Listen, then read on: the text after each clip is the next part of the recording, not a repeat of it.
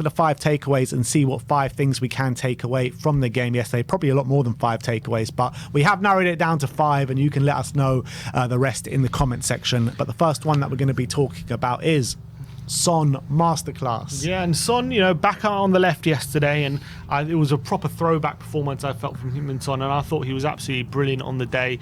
In all facets of the game, I thought he was probably our best player.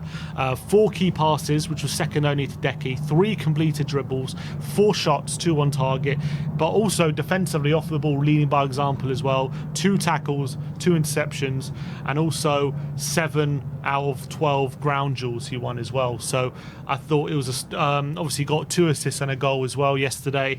I thought it was brilliant from Heung-min Son, and a top display, and man of the match and captain leading by example. Yeah, absolutely. And it was vintage Sonny yesterday. And it felt like this was Sonny of like 3-4 years ago. The way he was attacking Trippier, the way he did, completely destroyed Trippier. I've never seen Trippier get dominated as much as he has done yesterday. But it was a bit of a stroke of genius, because obviously Sonny knows Trippier very well with playing with each other. I don't know if that played into it at all, but I just thought him on that left-hand side. We've been saying he can't play on the left-hand side. Now what do we do? now what do we say? I mean, he's a world-class left winger. He's a world-class striker. At what point do you just say he's just world-class? You know what I mean? I think we're beyond that point. Yeah. He's also overtaken Eriksen for our most assists ever. He's become one of 7 players to score 10 or more Premier League goals in 7 consecutive seasons as well. I mean, how many Premier League goals is he on? I mean, is there a conversation there about looking at Shearer for him? For him, Shearer, I think he's about 100 goals behind or something, maybe a bit less. How many Premier League I think goals? Salah's 100 goals behind Shearer, so he's a bit way behind. Son Premier League goals. I think Son to get 113, so he's 147. Yeah, 150 odd, 150. give or take. It's going to take a big effort. Yeah, I don't think there's a case for him to overtake Shearer. But instead of going for those records, just appreciate what we have in Heung-min Son. Top assister for Spurs' history. 23rd in the Premier League rankings of all time. And look, what can you say about the man? An unbelievable leader. Least, do you reckon? 200 Premier League goals? What's he on? 113? Yeah. Can he reach 200? 87 more. I think 87 goals more. Yeah, I think even that's going to be a stretch, to be honest. Because how many more years do you reckon he's got in a Spurs shirt at the top level? 3 at the max? Who knows? Could be more. You reckon? Could be. How many do you reckon? He keeps very good in very good condition, doesn't he? Maybe 5 at max. I would say 5 max. Yeah, I mean, he needs 5 at max. 20 goals a season would be 100. You know what I mean? This is going to be a big stretch. Come on, Sonny, we're cool. We're gunning for you. Let's do it. I don't think he is, but like, forget the records. Like, he's already got enough of his own records, to talk about until the cows come home. It's just model professional, model captain, model left winger, model striker, the model human being. I mean, can you ask for a better player than Heung-min Son right now? I don't think so. Supermodel, exactly. But let's move on to number 2, and that is aggressive Spurs. Yeah, and I thought Spurs put in a much more aggressive performance than they have been in recent weeks. I think off the ball was actually one of the biggest differences yesterday in terms of how dominant we were. And I think the stats bear that out. Actually, Spurs made 22 tackles on the day, which is our highest tally of the season. We made our second most tackles in the middle third, and our most tackles of the season in the defensive and the attacking thirds.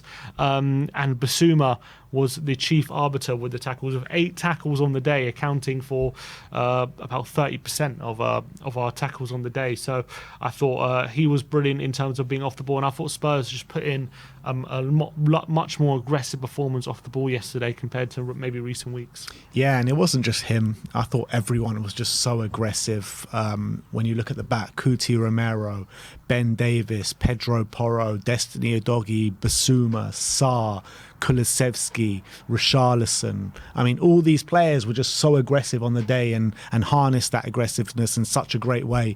Maybe apart from Romero's one where he could have got sent off, but I think Ange would have definitely drilled into them after the last game against West Ham, where I felt in the second half against West Ham we did lose a bit of that aggressivity, and that was all back for everyone to see yesterday. And Ange would have definitely drilled into them, saying, look, we need to be more aggressive, we need to be more clinical, and that's exactly what we were yesterday. So big up to the team, big up to Ange Postecoglou. Let's move on to number 3, and that is Richarlison. Yeah, and after his surgery, that, you know, he claims to be giving a lot of pain and holding him back, I thought he really did look back to his best yesterday, Richarlison. He was a breath of fresh air. He had 6 shots on the day, which is his highest tally in one game for the season, 3 on target, completed 1 dribble and 1 tackle, and obviously got a brace at the end of the day as well, taking his tally for the season to 3 goals. I really hope this is a turning point now for Richarlison in terms of his career at Tottenham and his season, because we all know there's a player in there. We all know that before we signed him, he was a good player at Everton, and we've seen what he can do in the Premier League, and he's just been a shadow of that player since he's come to Tottenham. But yesterday, we just saw a glimpse of what that player we knew is in there, and it was a really good brace from him, and I thought he looked a lot sharper than he has during the whole season. Yeah, 2 goals on the day, best performance in the Spurs shirt. We really saw why we kind of spent that money on him, to be honest, yesterday. I thought he played the game to perfection, to be honest. Really aggressive, linking the play really well, getting on the end of things. But he needs to kick on from here now. He has to kick on from here. I think he's got till the end. I think that performance has bought him some more time, but he needs to go on a run of games now where he's scoring goals, impacting the game, pretty much putting in displays like he did yesterday. We need to see that from him on a consistent basis now, because if it's not, it's just another flash in the pan game because we have seen him have good games in the Spurs shirt before, maybe not as good as that, but then he's just followed it up with like poor performances, bad control and all that. But look, yesterday he was brilliant, but I just want to see him kick on from here now. Let's move on to number 4 now, and that is Spurs on top. Yeah, and Spurs really took Newcastle to the sword yesterday. We spoke about how aggressive we were off the ball, and our tallies for tackles and interceptions was really high. But in terms of on the ball, our creativity and and how many shots we were able to get off on the Newcastle goal, it was also one of our highest, best performances of the season. We created 3.8 XG, which is our highest tally of the season, and Newcastle's highest tally against them this season as well. It was our 2nd game in the season for shots on target. It was 3rd for shot creating actions as well. So Spurs were absolutely on top from start to finish, and it was definitely a game. I think it was probably the game where our attack clicked the most the whole season, I would say. Yeah, I'll totally agree with that. And not just like for certain moments in game, throughout the whole game pretty much. We were just dynamite, literally dynamite. And Newcastle in every facet of the pitch couldn't deal with us, whether it be at the front end of the pitch with Richarlison, Son and Kulusevski doing their magic, whether it be in the midfield with Basuma, Sarr, Udogie and Porro inverting into that midfield role, or it be at the back with Ben Davies and Coutinho Romero doing their thing. So I think it was just a full-on dominant display where Spurs were just so on top yesterday, and it was a joy to behold, and it was a great game to be at as well. The atmosphere was on point as well. So it's great to get back to winning ways, but it's not just the win, isn't it? It's the style in which we did it as well. So unbelievable to see.